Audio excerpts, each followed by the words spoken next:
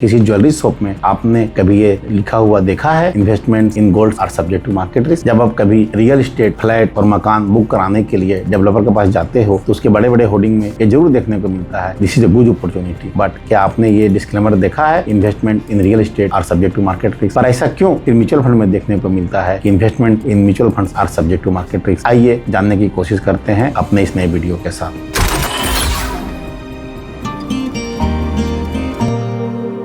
Hello friends, मैं पंकज अग्रवाल आप लोगों के पास एक बार फिर अपने न्यू वीडियो के साथ। Investment in mutual funds are subject to market risk. तो आइए आज इस वाक्य का मतलब जानने की कोशिश करते हैं। इस वाक्य में टोटल 4 वर्ड है, म्यूचुअल फंड, इन्वेस्टमेंट, मार्केट और रिस्क। म्यूचुअल फंड एक इन्वेस्टमेंट प्रोडक्ट है। जैसे हमारे पास बहुत सारे इन्वेस्टमेंट प्रोडक्ट है, आपने गोल्ड इन्वेस्टमेंट सुना होगा, रियल एस्टेट इन्वेस्टमेंट हम सभी जानते हैं। उसी तरह म्यूचुअल फंड एक इन्वेस्टमेंट प्रोडक्ट है। इन्वेस्टमेंट का मतलब होता है जहां पर आप अपनी जमा पूंजी को निवेश करते हैं, ये इच्छा रखते हुए कि कुछ लंबी अवधि के बाद इसमें मल्टीपल ग्रोथ हो सके। तो ये तो हुआ म्यूचुअल फंड और इन्वेस्टमेंट। आइए जानने की कोशिश करते हैं रिस्क क्या है। रिस्क, जैसे आप रोड में कार या बाइक चलाते हैं तो वहां पे रिस्क होता है एक्सीडेंट का। एक्सीडेंट के रिस्क से आपकी जान और माल, मतलब आपकी जान जा सकती है या सामने वाले की जान जा सकती है या आपके कार को नुकसान हो सकता है। उसी तरह यदि आप बिजनेस करते हैं तो वहां पे रिस्क होता है आपके निवेशित पूंजी का लॉस होने का, मतलब आपने जो पूंजी लगाए हैं बिजनेस करने के लिए उसमें घाटा हो सकता है।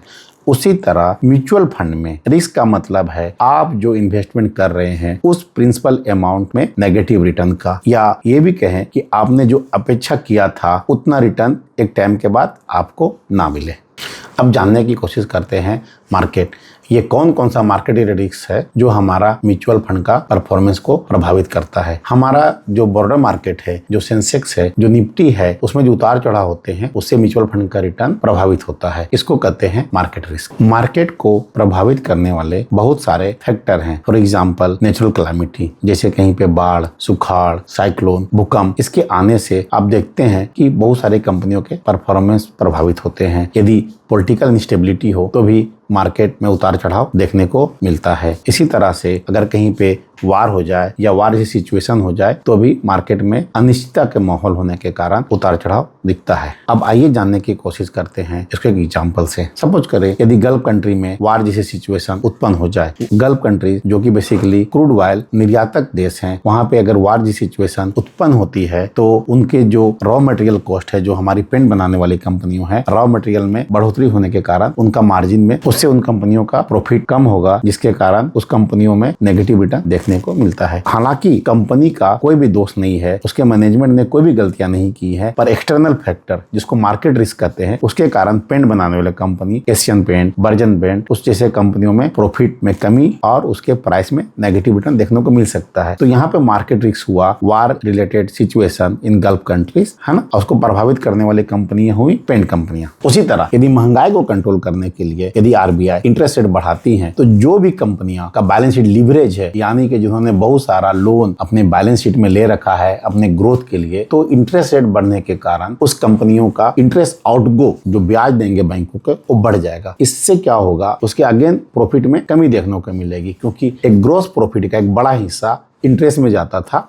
क्योंकि जब इंटरेस्ट रेट बढ़ गया तो बड़ा हिस्सा ब्याज में चला जाएगा, तो उनका नेट प्रॉफिट कम हो जाएगा। इससे भी हम देखेंगे कि उस कंपनियों का रिटर्न कंप्रोमाइज हो जाता है। तो यहाँ पे इस केस में क्या हुआ, मार्केट फैक्टर हुआ आरबीआई के कारण इंटरेस्ट रेट को बढ़ाना, और ये इम्पैक्ट करता है वैसी कंपनियों को जिनका बैलेंस शीट लिवरेज है। तो इस तरह के 2 एग्जांपल से आपने देखा कि किस तरह से मार्केट रिलेटेड रिस्क से किसी कंपनी का प्राइस में उतार चढ़ाव आता है और उस कंपनी का रिटर्न नेगेटिव हो सकता है या अपेक्षित रिटर्न हमें नहीं मिल पाती है। चूंकि म्यूचुअल फंड एक बहुत सारे शेयरों का एक बकेट है, इसके कारण मार्केट रिस्क यदि किसी कंपनी में उतार चढ़ाव देखने को मिलेगा तो म्यूचुअल फंड का भी रिटर्न में कमी या बढ़ोतरी देखने को उसके एनएवी में मिल सकती है। यह तो हो गया कैसे मार्केट रिलेटेड रिस्क से म्यूचुअल फंड का रिटर्न प्रभावित होता है। अब एक बात जो इंपॉर्टेंट जानने के लिए जरूरी होता है कि क्या सिर्फ म्यूचुअल फंड ही सब्जेक्ट टू मार्केट रिस्क है या बाकी इन्वेस्टमेंट भी सब्जेक्ट टू मार्केट रिस्क होते हैं। भाइयों, आपको जान के ये आश्चर्य होगा या आपने कभी इसे गौर से समझा नहीं होगा कि जितने भी इन्वेस्टमेंट हैं और investments are subject to market risk होते हैं। फॉर एग्जांपल गोल्ड को हम रिस्क फ्री इन्वेस्टमेंट हमने सुना होगा, लेकिन आपने देखा होगा कि फॉर एग्जांपल यदि गल्फ कंट्रीज में या किसी अदर कहीं पे वर्ल्ड में वार जैसी सिचुएशन उत्पन्न होती है, पॉलिटिकल इंस्टेबिलिटी होती है, तो गोल्ड के प्राइस में सडन इजाफा देखा जाता है। अभी हमने देखा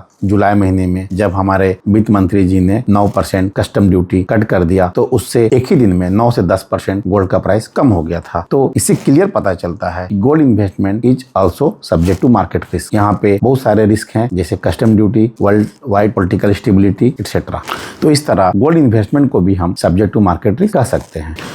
दूसरा सबसे फेवरेट इन्वेस्टमेंट होता है रियल एस्टेट इन्वेस्टमेंट। आप इसे भी रिस्क फ्री इन्वेस्टमेंट कहते हैं, लेकिन आप यदि ध्यान से देखें तो रियल एस्टेट इन्वेस्टमेंट भी सब्जेक्ट टू मार्केट रिस्क होता है। यदि किसी देश में आर्थिक विकास तेजी से हो रहा होता है तो वहाँ पे रियल एस्टेट का प्राइस तेजी से बढ़ते हैं। वहीं दूसरी ओर आर्थिक मंदी के दौर पे हम देखते हैं कि रियल एस्टेट के प्राइस भी तेजी से नहीं बढ़ते हैं या बहुत बार नेगेटिव रिटर्न भी देते हैं। आपने यदि कहीं पे रियल एस्टेट का बुकिंग की हो ये सोचते हुए कि आने वाले समय में नेबर में एक इंटरनेशनल एयरपोर्ट आने वाला है या बहुत सारा IT पार्क खुलने वाला है, और आप देखते हैं कि विद टाइम यदि वो इंटरनेशनल एयरपोर्ट का डेवलपमेंट में देरी हो जाती है या IT पार्क लेट से ओपन होता है या कहीं पे शिफ्ट हो जाता है तो आप देखेंगे आपका जो रिटर्न होता है उस फ्लैट का या उस रियल एस्टेट का आपके अनुकूल नहीं मिल पाता है या बहुत बार नेगेटिव रिटर्न भी मिलता है। वहीं दूसरी ओर यदि तेजी से डेवलपमेंट हो जाता है तो आपको अच्छे रिटर्न देखने को मिलते हैं। तो इस तरह क्लियर पता चल रहा है कि real estate is also subject to market risk है। तो साथियों अब एक बात तो पूरी क्लियर हो चुकी होगी कि सभी investment are subject to market risk. कोई भी इन्वेस्टमेंट रिस्क फ्री नहीं होता है। हाँ, उनके रिस्क फैक्टर अलग अलग हो सकते हैं। रियल एस्टेट के रिस्क फैक्टर अलग हो सकते हैं, गोल्ड के अलग हो सकते हैं, उसी तरह शेयर मार्केट और म्यूचुअल फंड के रिस्क फैक्टर अलग हो सकते हैं। आप यदि कभी किसी ज्वेलरी के पास जाते हो गोल्ड लेने के लिए, आपने कभी ये नहीं देखा होगा लिखे हुए उनके दुकान पे कि investments in golds are subject to market risk, please invest carefully. उसी तरह यदि आप किसी बिल्डर के साथ अपना फ्लैट बुक करने के लिए जाते हो उसके बोर्ड में आप देखते हो बड़े बड़े एडवर्टाइजमेंट, वहाँ पे ये जरूर लिखा हुआ देखने को मिलता है कि this is a good investment opportunity to book flat, पर ये कभी नहीं लिखा होता डिस्क्लेमर में कि investment in real estate is subject to market risk. ये बड़ा आश्चर्य की बात है। आइए जानने की कोशिश करते हैं कि ये सिर्फ म्यूचुअल फंड में ही क्यों लिखा हुआ होता है, गोल्ड इन्वेस्टमेंट या रियल एस्टेट इन्वेस्टमेंट में ये चीजें क्यों हमें देखने को नहीं मिलती है। उसका सबसे बड़ा कारण है SEBI, security and exchange board of India. जो म्यूचुअल फंड को रेगुलेट करता है वो सेबी है। वो इतना स्ट्रॉन्ग रेगुलेटर है, वो चाहता है कि वो अपने निवेशकों के सारा कुछ अपफ्रंट बताए। इसलिए आपने देखा होगा कि यदि छोटी सी छोटी भी चेंजेस होती हैं तो आपको ईमेल के जरिए ये बताया जाता है। जैसे अगर उसके एक्सपेंस रेशियो में चेंजेस होते हैं, कोई फंड मैनेजर चेंज होता है, उसके मैंडेट में चेंज होता है, तो आपके ईमेल के द्वारा आपको नोटिफिकेशन दिया जाता है कि ये चेंजेस हो रहे हैं। आप देखेंगे इंडिया में बहुत सारे रियल एस्टेट प्रोजेक्ट बंद हो गए। हमारे बहुत सारे मित्रों के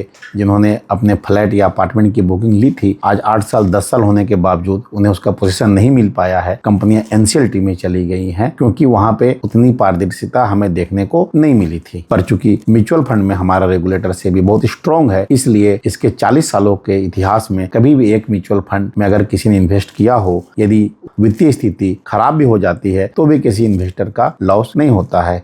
हमने हालिया के दिनों में देखा होगा रिलायंस धीरूभाई अंबानी कंपनी की जब वित्तीय स्थिति खराब हो चुकी थी तो रिलायंस म्यूचुअल फंड को निप्पॉन ने टेक ओवर कर लिया और उसके किसी भी निवेशक की 1 रुपए की भी हानि नहीं हुई। अभी हाल ही में जब DHFL देवान हाउसिंग फाइनेंस लिमिटेड में डिपॉजिट धारकों की बहुत सारी राशि डूब गई, लेकिन उसके DHFL म्यूचुअल फंड के निवेशकों का उससे लॉस नहीं हुआ और उसको PGIM म्यूचुअल फंड ने टेक ओवर कर लिया।